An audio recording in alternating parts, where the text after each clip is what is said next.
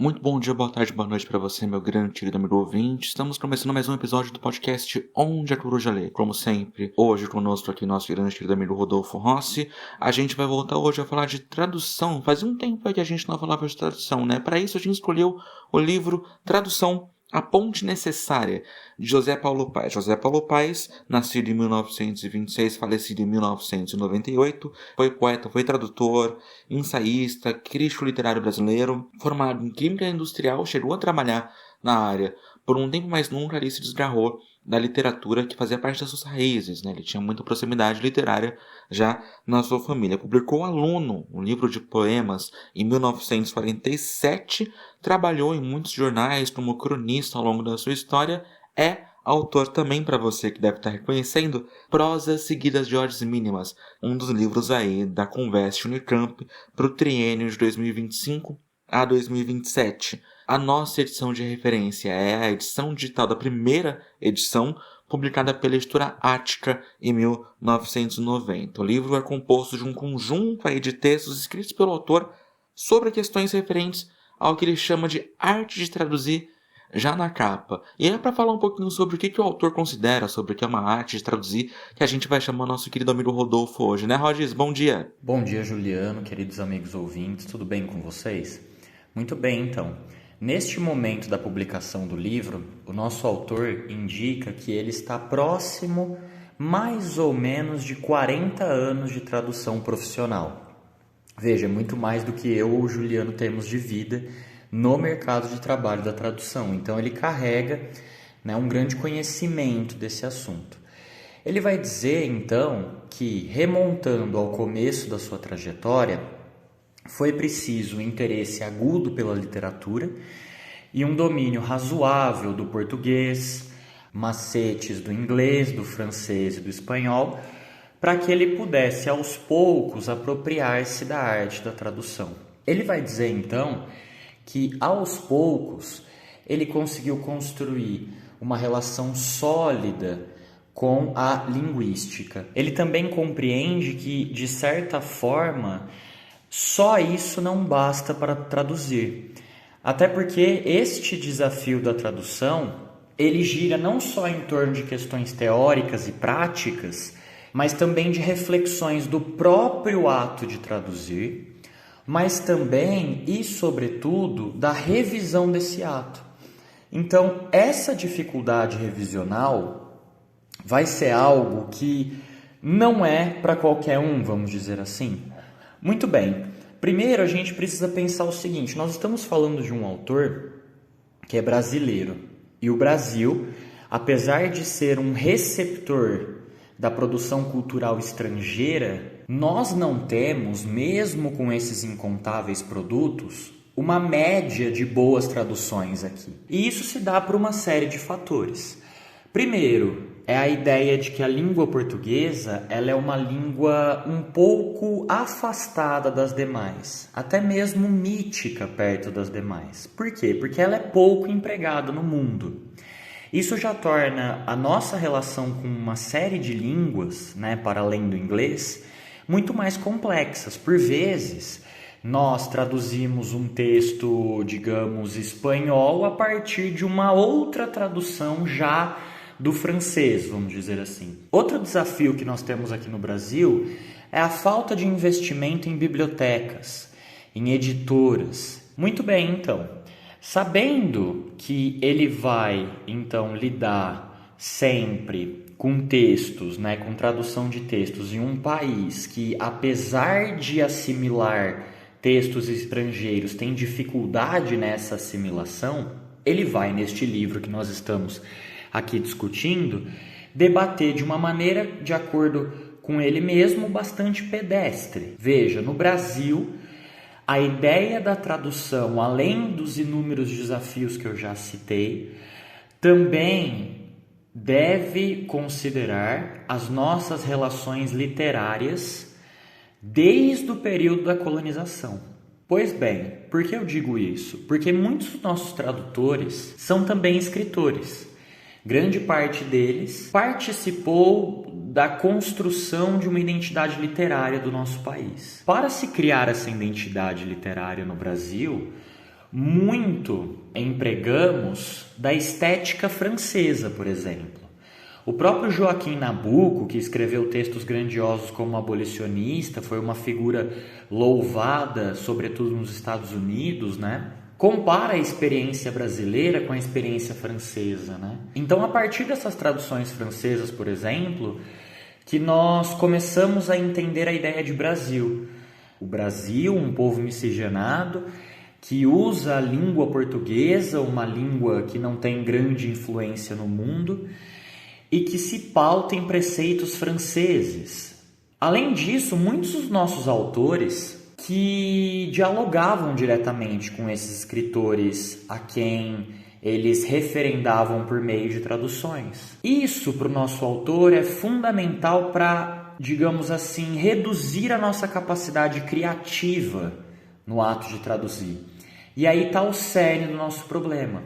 O nosso legado de tradutores, sempre que precisou transmutar uma língua na outra, se ancorou nas indicações do próprio autor para tanto. Então a gente já tem aí, digamos assim, um facilitador dessa transmissão, que na verdade se tornou uma maldição para a gente, esse facilitador, né? Quer dizer, quando nós não temos esse caminho do diálogo, a tradução ela se torna algo dependente do processo criativo, e isso nós não cultivamos ao longo dos séculos. Retomando então esse debate secular, a gente pode pensar, por exemplo, no nosso projeto colonial. Os jesuítas, que eram os transmissores do conhecimento aqui em solo brasileiro, esse conhecimento europeu, né, era uma transmissão de conhecimento muito conservadora. Significa o apagamento de uma certa pluralidade em prol da manutenção de um sistema social pautado no status quo, né? Já no fim do século XVIII, a gente vai ter uma tradução aqui que vai tentar escapar desse conservadorismo. Eles vão então buscar novas referências, né, para ampliar as suas obras. É neste momento, por exemplo, que os versos de Ovídio, né, vão ser traduzidos para o português. E isso explica muito dos termos carpe diem, locus amoenos, fugere urbem e assim por diante, que compõem a constelação do imaginário Árcade. A partir do romantismo e com o advento da imprensa, que surge sobretudo com a vinda da família real para o Brasil em 1808, o Brasil vai ter mais investimentos na cultura, né, para agradar essa monarquia aqui presente. Então, teatros, bibliotecas vão começar a surgir, o que vai favorecer o ato da tradução. Esse ato de tradução vai respingar nas produções seguintes, do simbolismo, do realismo, do parnasianismo. É após esse período que a tradução vai de fato se tornar uma profissão no Brasil. Quase 4 séculos depois é que a tradução torna-se de fato uma profissão. Essa profissão, muitas vezes, ela não foi exercida como algo, digamos, movido por paixão, mas sim por condições mínimas, de ordem material, de ordem social. Ou seja, ela tem início como uma outsider, vamos dizer assim, como uma profissão daqueles que buscam condições de sobrevivência. E é nesse processo, então, que a gente começa a perceber como os autores da nossa literatura, eles também vão tentar se engajar nesse processo, né? O próprio Monteiro Lobato, quando ele publica Urupês com as próprias mãos, com as próprias forças, ele não envia o livro para bibliotecas, porque no Brasil, do começo do século XX, havia pouco mais de 30 bibliotecas em solo nacional. Ele vai enviar exemplares para lojas de armarinho, para armazéns de secos e molhados, para farmácias, ou seja, para espaços de sociabilização e consumo que pudessem atingir um público-alvo. Anos mais tarde, nós temos outras editoras, como a Editora Globo, a José Olímpio, a Civilização Brasileira, a Martins Fontes e assim por diante. Esses tradutores, muitos vão ser tradutólogos a partir, sobretudo, da segunda metade do século XX.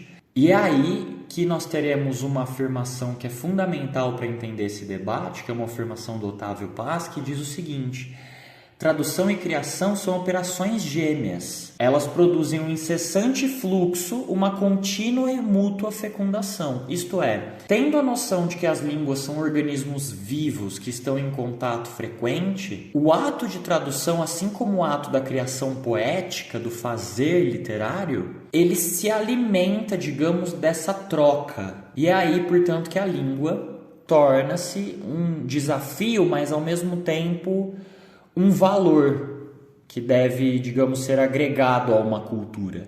E esse, portanto, é o grande desafio do tradutor brasileiro, é compreender esse papel das relações no ato criativo. Ju, em termos de poesia, né, na elaboração de traduções de poemas, isso se torna ainda mais complexo, né? Como nosso autor lida com esse assunto? Amigo, é interessante pensar a literatura, principalmente a poesia, nesse contexto, porque nosso autor ele vai falar bastante sobre Manuel Bandeira. Ele surge em determinados momentos do texto sempre para trazer uma visão de uma pessoa que esteve dos dois lados na experiência brasileira, né? O Bandeira ele foi tradutor de poemas de fora, ele foi poeta e ele teve poemas dele traduzidos para fora. E a visão que Bandeira tem entra com essa visão que foi bastante presente ali nos anos do século XX, de que o poema, a poesia seria uma arte intraduzível. Não haveria condições a gente traduzir sentimentos, emoções, ideias, questões que são muito íntimas do nosso poeta, dos nossos poetas e da nossa realidade social e cultural para outra realidade social e cultural. Isso nos leva um pouco a uma coisa que a gente viu no nosso episódio sobre Antônio Cândido. Existem elementos mínimos de um poema, né, referentes à sonoridade, e que vão estar presentes na poesia em vários lugares do mundo. E alguns autores que o nosso José Paulo Paes fala aqui no livro, eles vão trabalhar sempre a partir desses elementos. Rima, verso, sonoridade, aliteração, eles são elementos que podem não ser traduzidos com correção, com identidade correta, mas que podem ser transportados para um idioma. E essa é a ideia aqui, a de transporte. Nosso autor ele convida o leitor, no primeiro momento, a suspender um pouco essa ideia de que a literatura poética, de que a poesia é uma arte que não pode ser traduzida, para pensar na questão concreta. Bom, a poesia pode não ser traduzível no sentido de que as emoções não podem ser traduzidas, mas no final do dia, um tradutor, por trabalho, por ofício, por função social, ainda vai ter que traduzir um poema. Como ele consegue mitigar essa dificuldade, que é uma dificuldade que se reconhece aqui ao longo do texto, que é a dificuldade máxima de uma tradução. Porque ao mesmo tempo que ele não está lidando com um aspecto puramente técnico, que seria algo um pouco mais concreto, ele também está lidando com uma questão emotiva a qual ele não teve acesso, né? Ele vai falar um pouquinho sobre a tradução aqui enquanto uma matemática poética, mais ou menos como se fosse um problema matemático mesmo. Você pega um poema e joga para um tradutor e diz: como transportar as ideias, a riqueza de sons, as emoções, os sentimentos, as questões sociais que estão nesse poema para um outro poema nessa língua aqui, nessa língua-alvo. Como é que a gente pode fazer isso? São questões que aparecem aqui ao longo do texto que vão permear justamente naqueles elementos mínimos. O tradutor não teve acesso, por exemplo, às emoções que um autor passava quando ele escreveu um certo texto. Ok, isso é plenamente reconhecível. Mas um tradutor tem conhecimento de versos, tem conhecimento de métrica, tem conhecimento de rimas, de sonoridade, rimas internas, rimas externas. São elementos poéticos dos quais o tradutor dispõe. Esses elementos poéticos podem ser transportados completamente para um poema na língua alvo? Se sim, beleza. Se não, até que ponto eu posso realizar essa mudança? Eu posso abrir mão de uma rima para poder completar o ritmo? Eu posso abrir mão do ritmo para poder completar a rima? E aqui há uma relação que o próprio autor vai expor de lucros e perdas. Existem soluções muito boas para problemas muito difíceis. E existem soluções fracas para problemas que talvez não sejam tão difíceis. E a função do tradutor de poema, de poesia, vai ser lidar com essa angústia, talvez, que é algo que vai estar na realidade do tradutor. E isso é lidar com um poema. Ele vai ser transportado de maneira perfeita, não porque não existe a tradução perfeita. Isso nos leva a um outro momento do livro, em que ele vai falar bastante sobre a questão popular, mais precisamente das metáforas. As metáforas populares, os provérbios, são algo que é muito próprio de uma linguagem. E mesmo sendo muito próprio da nossa, não significa que as situações que são exemplificadas por um provérbio ou por uma metáfora não existam em outros países. Quando a gente deixa de se utilizar das palavras pelo que elas de fato querem dizer e passa a se utilizar das palavras pelo que elas podem significar num contexto. Quando a gente diz, por exemplo, descascar o abacaxi, que é o exemplo que ele usa aqui, a gente não está querendo dizer que a pessoa vai de fato pegar um abacaxi e vai descascar. A gente está comparando isso com um problema muito difícil. Em outras línguas, descascar o abacaxi em sentido literal não tem significado, mas não significa que essas línguas não tenham os seus próprios dilemas para resolver nesse contexto. Dilemas que tenham puxado provérbios, metáforas, que tem um quê de memória de uma população e de uma linguagem. Ele ajuda a manter uma memória linguística, a gente entender como essas questões foram resolvidas. É bem interessante, né, Rodis? A gente falou um pouquinho agora sobre bandeira, mas tem um momento em que um autor vai falar especificamente sobre bandeira e ele é bastante complexo. Dá pra gente falar um pouquinho sobre ele, não? Amigo, essa citação do Bandeira, né, que a poesia é intraduzível, ela é muito interessante. Até porque, pensando na própria trajetória do nosso poeta, né, ele, de certa forma, como o nosso autor José Paulo Paes vai dizer, ele é um aprendiz de línguas. Esse interesse pelas línguas, né, fizeram com que o Bandeira se tornasse um autor de diversos textos literários, né? Não só de poemas. O Bandeira, por exemplo, quando ele escolhe a palavra Pasárgada para criar um dos seus poemas mais famosos, o Vou-me Embora para Pasárgada, ele retira esse termo da Ciropédia de Xenofonte. Apesar de nunca, pelo que nós sabemos, né, ter traduzido algo do grego. Então, veja, ele é muito interessado e aguçado em uma série de línguas. Isso é bem legal de se pensar. O Manuel Bandeira, ele vai se ver diante de um dilema.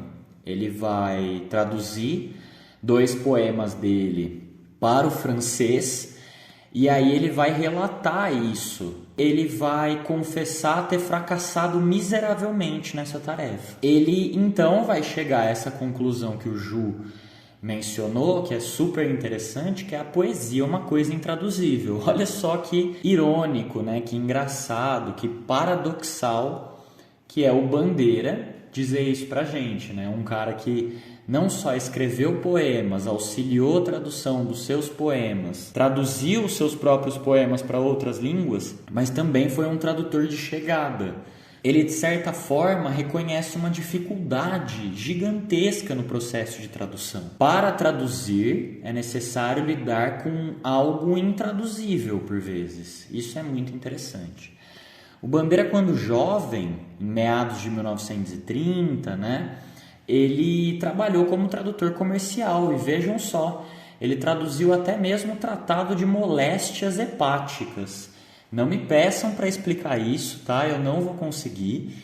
Mas ele traduziu outras coisas para além da literatura, é isso que eu quero dizer. É muito interessante pensar que ele também trabalhou como tradutor. Ele viveu essa dificuldade, que é a dificuldade de ser fiel ao sentimento.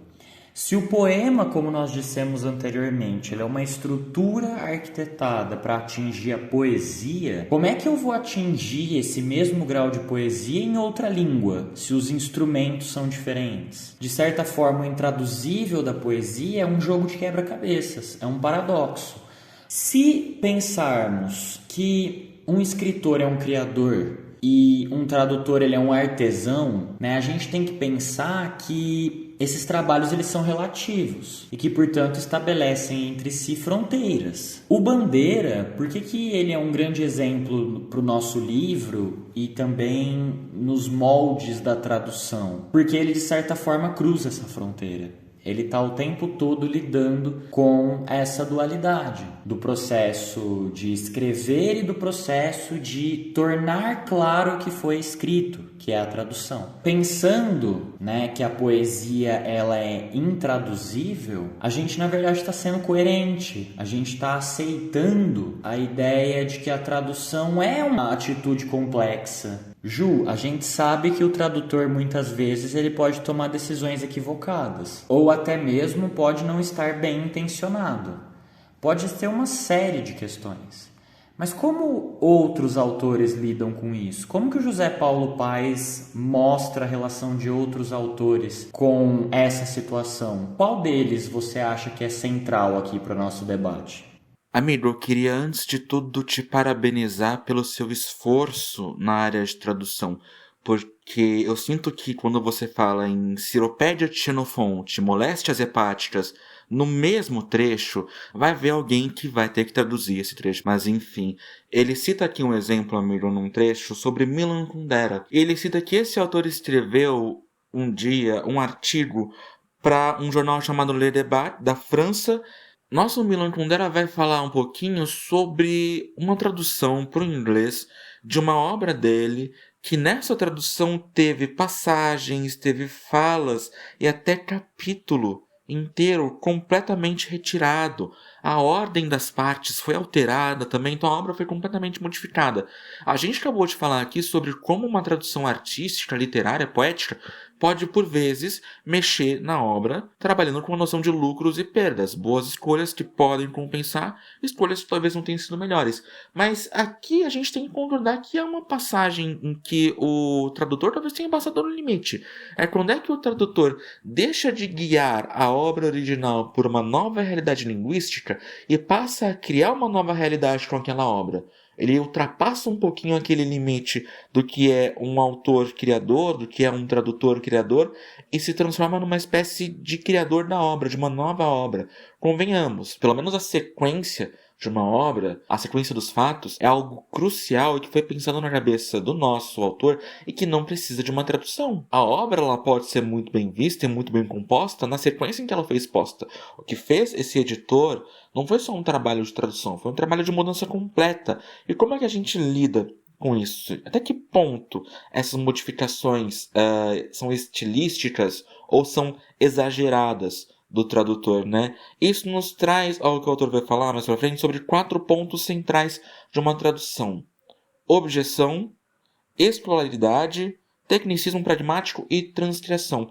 Vamos passar por cada um deles. Objeção é aquela ideia que a gente falou anteriormente, de que uma obra ou um tipo de obra não pode ser traduzido. Pode trazer significados positivos, como o Rodolfo acabou de falar na questão do nosso bandeira, de reconhecer, mesmo não sendo traduzível, há a necessidade de traduzir, mas pode também ser nociva para uma obra, porque a gente pode simplesmente fechar, bom, isso aqui não dá para ser traduzido, beijo, tchau, um abraço, vamos falar de outra obra. Essa outra obra aqui também não pode ser traduzida. E a gente vai se negando e se fechando a determinados desafios. Não só a determinados desafios, mas a determinadas noções da tradução. Limites que são naturais da tradução, que a gente acaba se negando, que o tradutor acaba negando a si por essa objeção. No outro polo referente a isso, a gente tem já a noção da escolaridade, que é o palavra por palavra, ao pé da letra. Há momentos em que uma tradução ao pé da letra não seja suficiente. A gente tem um contexto social, literário, artístico, cultural, popular, completamente diferente das línguas que nos chegam por meio de tradução. E quando a gente pega algo e simplesmente transforma em algo literal e faz palavra por palavra, a gente está talvez em um momento incorrendo num erro gravíssimo, que é o da gente acreditar que a simples transposição vai nos trazer um resultado positivo. Por vezes, a melhor tradução não é a tradução mais fiel, entre aspas, fiel, de uma obra. Por vezes essa tradução vai ser uma tradução que a gente tenha que mexer um pouco. Mas aí há de se ter limite, entendeu? De um lado a gente tem uma noção de que não se traduz e do outro de que, até se traduz, mas não se mexe. Nas outras duas pontas, ele vai descrever quase como que uma rosa dos ventos da tradução aqui, que são pontos magnéticos que puxam a tradução para o nosso José Paulo Paes, estão o pragmatismo e a noção da transcriação. O pragmatismo como uma tradução puramente técnica. E isso ele escrevia nos anos 90, percebam vocês, uma noção muito típica da ideia da internet, da ideia do software, do hardware, da informática, e de como esse universo eletroeletrônico ele começou a modificar as nossas realidades. A gente teve mais contato com a linguagem, isso foi perceptível ao longo do tempo, a gente teve mais noção sobre algumas linguagens, e essa noção acabou transformando a tradução em algo mais técnico. Isso é positivo ou negativo? Depende da situação. Se o seu leitor entendeu o recado, ok. Agora, se você está lidando com uma obra em que só lidar com o recado, só entender o recado, não é suficiente, aí a gente chega no 4 ponto, que é a transcriação. E naquele limite do qual a gente falou. É positivo traduzir e trazer criações para suprimir lacunas em determinados momentos? Sim. Só que existem momentos em que não existe uma lacuna que a gente acaba criando e que chega nesse caso, por exemplo, do Kundera, de ter capítulos suprimidos, de ter toda a obra retirada da ordem. Era um problema que não existia, que não necessitava de uma transcriação. Não era necessário que o tradutor trabalhasse com isso. No entanto, ele foi lá e trabalhou. Isso traz a gente num outro ponto. Quais são as balizas da tradução? Tanto no sentido de até onde um tradutor vai, quanto no sentido da crítica. E ele encerra o livro falando sobre a crítica da tradução. Ele dá um exemplo aqui de um autor de artigos do Diário de Notícias durante os anos 40, em que ele avaliava textos traduzidos. Mais do que isso, ele avaliava a tradução desses textos. A gente lê cada vez mais best-sellers internacionais, a gente lê cada vez mais obras internacionais. E qual é o mecanismo de controle para evitar que essas obras não fiquem ali na tradução técnica, talvez? Porque a gente está falando de literatura. Literatura demanda uma tradução que suprima lacunas. Qual é o ponto em que essa riqueza de importação de conteúdo de fora não ajudou a criar uma cultura utilitarista de tradução na literatura, num momento que é um momento de alto consumo literário estrangeiro? Esse é um ponto que ele joga lá e que reverbera bastante aqui, né, Rhodes? Certamente, Ju, o ato de tradução é algo muito fantástico, desafiador, é claro, mas bastante interessante e muito proveitoso para todos os participantes que giram em torno dos produtos finais dessa ação. Muito bem, então, amigos. Este foi mais um episódio do nosso podcast Onde a Coruja Lê. Esperamos que vocês tenham gostado e até a próxima. Tchau, tchau.